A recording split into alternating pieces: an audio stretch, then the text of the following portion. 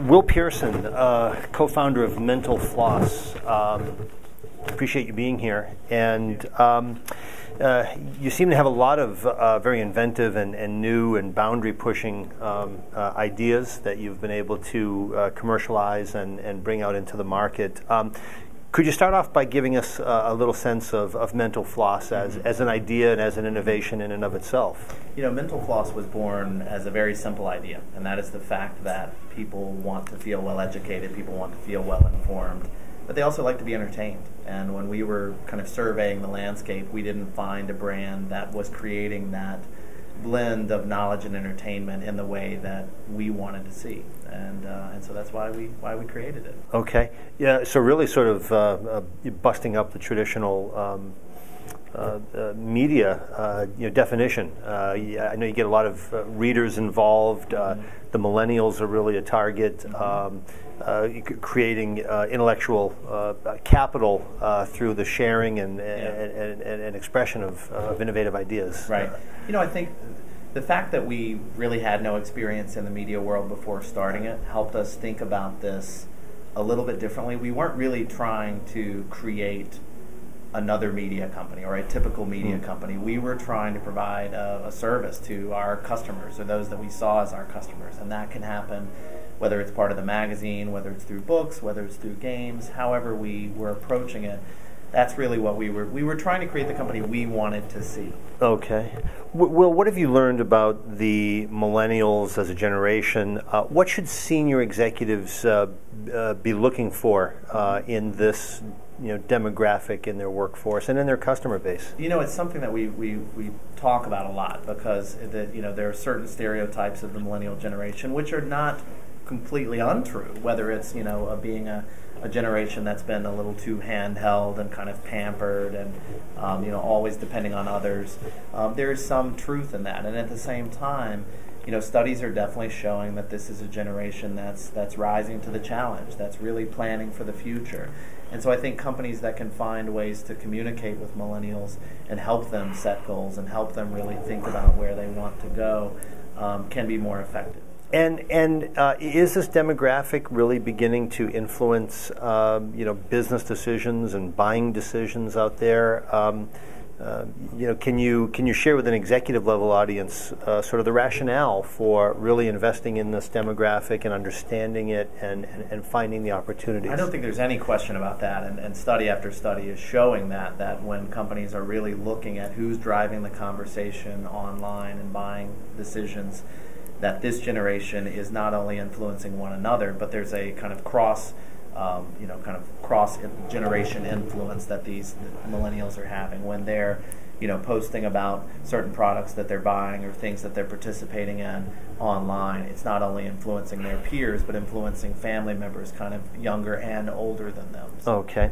Are the millennials wired differently? Is their DNA different? What would you say are some of the key points of difference between the millennials and other groups in the workforce? I do think it's the difference I'm about to point out is something that will stay true to future generations as well, but the millennial generation is one that is so used to being bombarded with advertising, and they don't necessarily look at that as a terrible thing, but they're really good at tuning it out. And so I think companies are recognizing the fact that in order to truly engage millennials and to get buy-in from millennials, that they have to become part of the conversation that millennials are having.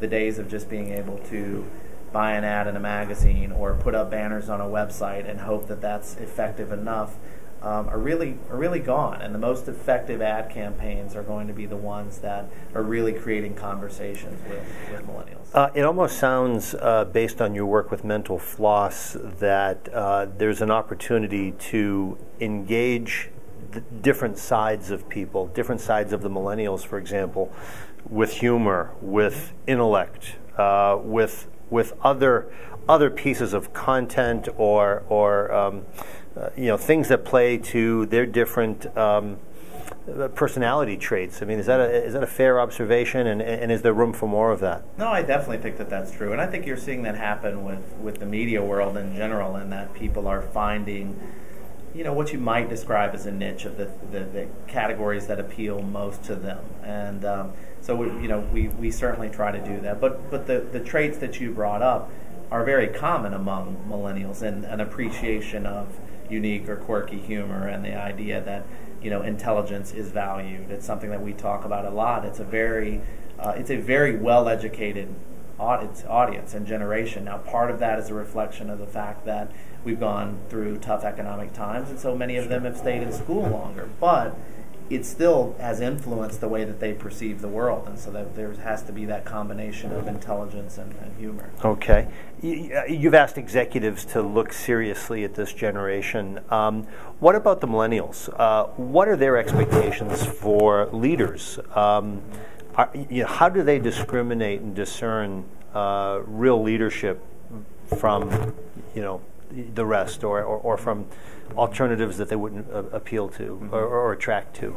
Well, one of the interesting facts about millennials, and you see it written about a lot, is that they're not as intimidated by senior leadership as many generations have been before them. And that can be both good and bad, because among those who aren't approaching the workplace in the right way, it can lead to kind of a lack of respect sometimes. But for those leaders that can really communicate with and listen to the millennials, but also helping them understand it still takes hard work in order to advance, those are the ones that are going to be most effective. I don't think it's an easy challenge, but I think it's a generation that wants to be part of the conversation, that wants to be listened to, and I think those that can effectively do that will be successful. Yeah, last question, and that would be, are executive leaders today really harnessing the innovative opportunity that resides within their younger workers? I mean, how much of that well have we begun to draw from, or is there, have we exhausted that, or is there still a long way to go in terms of tapping it? I mean, I think when you look at some of the most innovative companies and some of now the largest companies that are in existence, especially in the tech space, so many, because of the kind of wide open playing field, have been started by millennials. And now I think the challenge is for some of those more established, larger companies to kind of foster that development as well. Again, it's not an easy challenge, because you're dealing with the youthfulness, and therefore that lack of experience has to be balanced in some way. So it's the constant challenge of how to draw some of those ideas and empower them to share those ideas, with the fact that leadership is still very much needed within these larger companies. Okay. Yeah, I can't help but ask but one more question about about mental floss. Sounds like it's a state of mind. It's an attitude, or it's something that leads someone to question business and leadership and innovation quite seriously, but then also to step back and have a little fun with those kind of topics. Yeah. What can we expect from mental floss moving forward?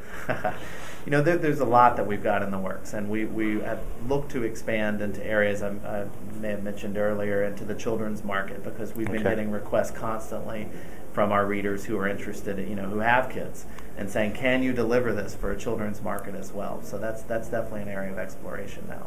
Well, sounds great. Will, thanks very much for taking the time. Yeah, same here.